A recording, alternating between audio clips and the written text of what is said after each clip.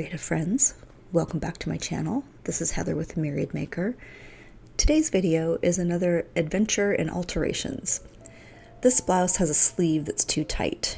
The armhole is also a little bit high and the whole thing is just a little bit awkward around the arm and the shoulders. So what I decided to do is a couple of things. I wanted to add a little bit more shape on the armhole. I just wasn't quite sure how much, and I needed to add some width to the sleeve. The way I'm going to do that is by stealing some fabric from the back side of the cuff and replacing that with just a solid white fabric. So I started by taking the sleeves off the body and taking them completely apart, including the cuff.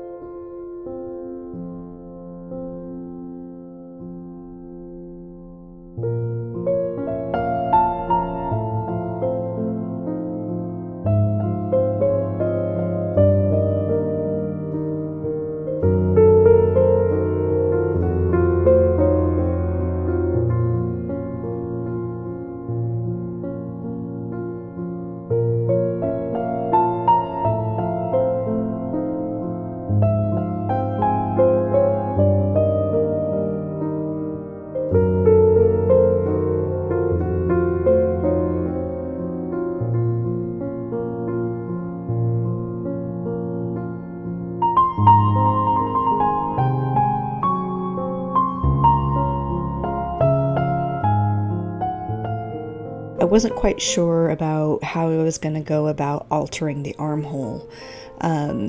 So here's a pro tip for you. Whenever you're doing alterations, pin everything together and do a fit before you actually sew everything together. It can be very frustrating to have to seam rip something you just sewed in. I've done that more than I care to admit, so as just a standard practice anymore, whenever I'm working on alterations, I always pin it together before I stitch everything together. So I pinned one sleeve into the armhole and checked the fit, and I'm glad I did, because what I discovered was I really needed to adjust the armhole quite a bit more than I had initially anticipated. I thought I was only going to move in the shoulder tip like, maybe a half an inch. But after I put it on with the added width in the sleeve, I could just tell that the dropped shoulder was making the whole thing look really frumpy. So one thing you'll notice here is I am trying to keep to some traditional pattern principles. One of those things is you usually carve out your front armhole more than your back armhole. I did make that adjustment on the sleeve as well, because your sleeve should match the same shape.